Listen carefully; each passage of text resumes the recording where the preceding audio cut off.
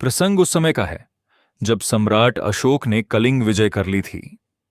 उस युद्ध में भारी संख्या में निरपराध लोग मारे गए थे।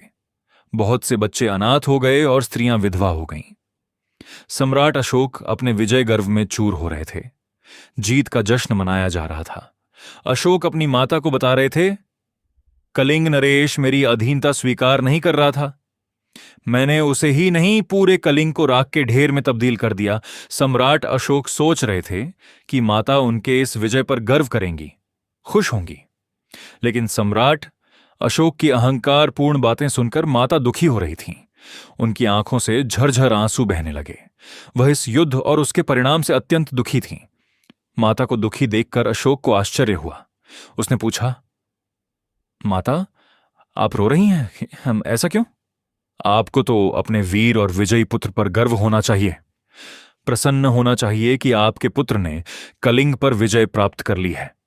महारानी ने उत्तर में जो शब्द कहे वे बहुत मार्मिक और झकझोरने वाले थे।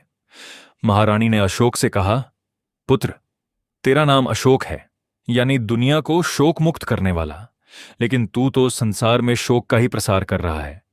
तनिक विचार कर कि जिन लाखों नारियों के पुत्र और पति मृत्यु को प्राप्त हुए हैं, उनमें यदि एक तू स्वयं भी होता तो तेरी माता को कितनी पीड़ा होती। महारानी इससे अधिक कुछ नहीं कह पाई, लेकिन माता के वचनों ने अशोक का हृदय परिवर्तन कर दिया और उन्होंने युद्ध का मार्ग छोड़कर बौद्ध धर्म अपना लिया।